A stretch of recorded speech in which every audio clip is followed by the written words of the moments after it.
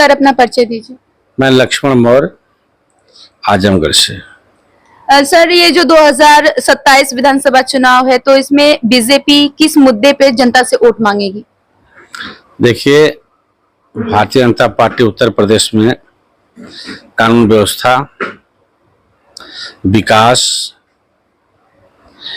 और रोजगार, जी, क्योंकि इधर जब से भारतीय जनता पार्टी सरकार बनी है लाखों लोगों को नौकरियां मिली हैं।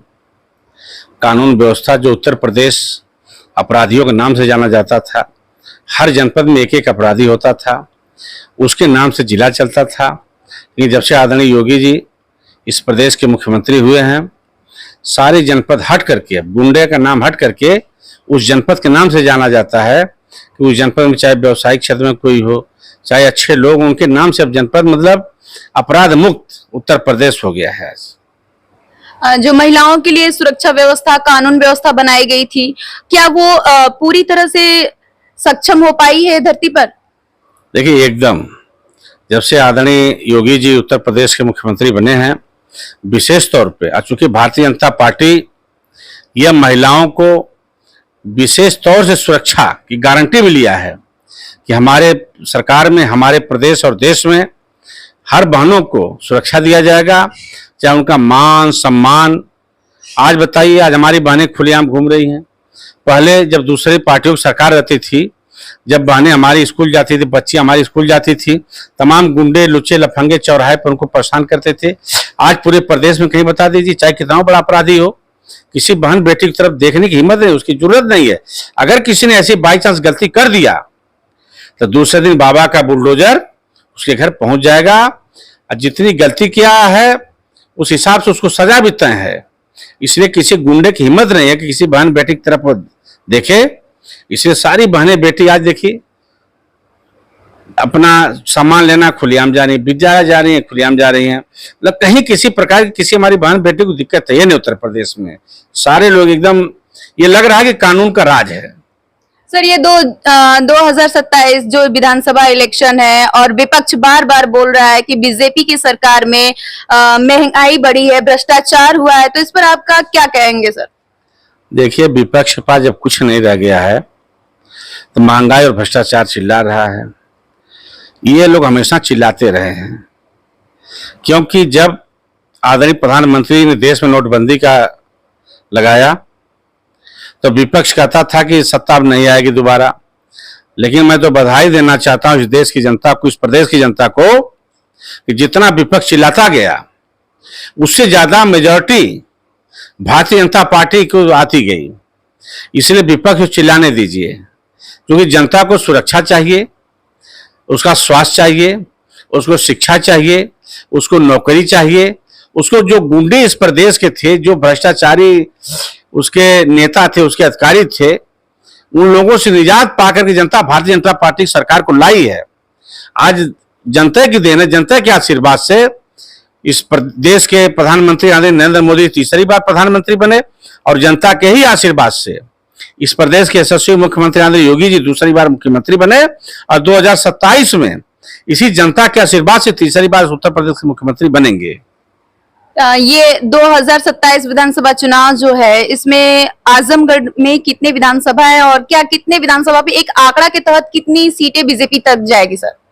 देखिए, इस बार भारतीय जनता पार्टी एकदम लक्ष्य बनाई है कि हम 10 में 10 विधानसभा जीतेंगे। और इसी मीडिया, जो पहले आजमगढ़ जनपद का जब नाम आता था तो लोग कहते थे यहाँ भारतीय जनता पार्टी एक भी सीट नहीं जीत पाएगी, लेकिन 6 से लेकर 7 सीट मैं चूंकि कई मीडिया में देखा, कई टीवी से लेकर के मोबाइल तक देखा और कई लोगों से, पत्रकार भाइयों से मेरी बात भी हुई।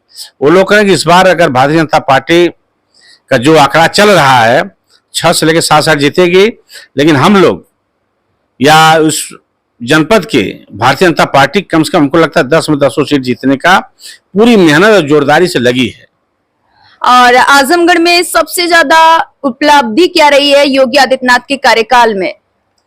देखिए, सबसे बड़ी चीज आजमगढ़ उपलब्धि यह है कि यह आजमगढ़ जनपद शिक्षा में बहुत पीछे था, लेकिन आजमगढ़ जनपद में मुबारकपुर विधानसभा में महाराजा सोहेलदेव राजभर जी के नाम से विश्वविद्यालय बना करके इन्होंने एक बहुत बड़ा शिक्षा जगत में काम किया, जिससे कि पहले लोगों को दूसरे मंडलों में जाना पड़ता था। आज सारी शिक्षा की व्यवस्था हमारे इस जनपद में खुद हो गई है। दूसरी चीज, आजमगढ़ के लोगों को जब लखनऊ जाना पड़ता था, दिल्ली जाना पड़ता, कहीं भी बाहर जाना पड़ता था, तो लगता था कि लखनऊ 8 9 10 लोग 8 बजे रात को बैठते थे और सुबह 8 बजे दिन में पहुंचते थे। लेकिन आज जो 8 घंटा 10 घंटा का रास्ता था, 2.5 से लेकर 3 घंटा लग रहा है। दूसरी चीज, आजमगढ़ जनपद चाहे बनारस जाइए 4 लेन, बिहार तक चले जाइए 4 लेन 6 लेन, गोरखपुर चले जाइए 4 लेन 6 लेन, फैजाबाद, अयोध्या, मतलब आजमगढ़ की कनेक्टिविटी पूरे देश और प्रदेश में 4 लेन 6 लेन से जुड़ा है।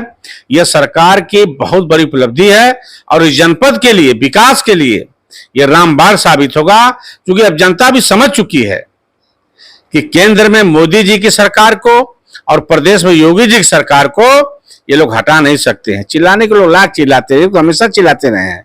कभी जनता जान गई है कि हम गुंडे माफियाओं का प्रदेश में नहीं बनाना चाहते हैं। हमको प्रदेश में भय मुक्त समाज चाहिए, शिक्षा युक्त समाज चाहिए, नौकरी देने वाला सरकार चाहिए, हमको वैसा नेता चाहिए। इसके पहले बताइए, तमाम नेता दूसरे दल के जेल में मंत्री बनते। इधर 10 साल की सरकार में योगी जी बताइए एक भी मंत्री हमारा जेल गया हो?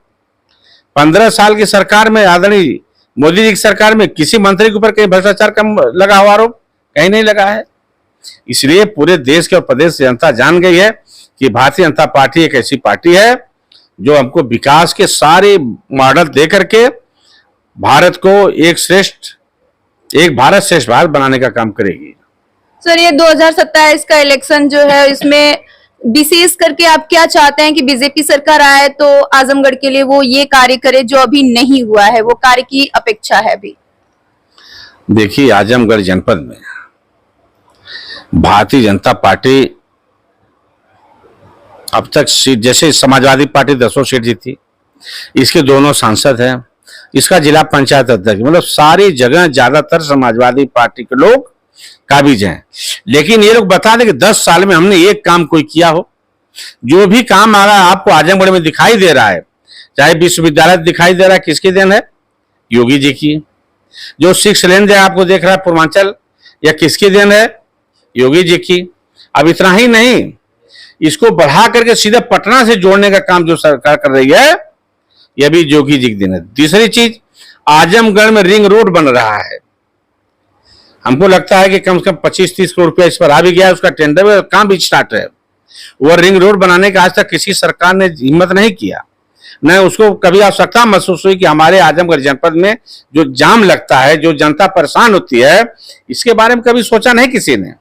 लेकिन अगर उसको किसी ने सोचने का काम किया तो भारतीय जनता पार्टी सरकार ने सोचने का काम किया और आजमगढ़ चारों तरफ रिंग रोड दिया। दूसरी चीज, एक रोड बन रहा है रानी की सराय से लेकर के इधर बैठौली बाईपास होते हुए सीधा चला जाएगा नीबी तक, जो मुबारकपुर में जुड़ेगा, वह सीधा आपका पूर्वांचल में जुड़ेगा।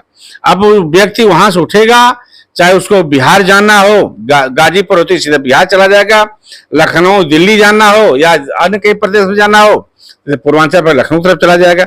मतलब वो जाम से हट करके यह सरकार काम कर रही है। और ये भ्रष्टाचार जो अभी नीट पेपर को लेकर के हुआ है, लीक के लेकर के विपक्ष जो बार बार बोल रहा है कि भ्रष्टाचार है, और क्या 2017 में क्या ऐसी लीक नहीं थी, क्या भ्रष्टाचार नहीं था विपक्ष के में? आप क्या कहना चाहेंगे सर? देखिए, विपक्ष ने क्या भ्रष्टाचार साबित किया? भ्रष्टाचार तो कोई प्रधान जी ने किया नहीं जी। ये भ्रष्टाचार बताइए, यह साबित कोई कर दे।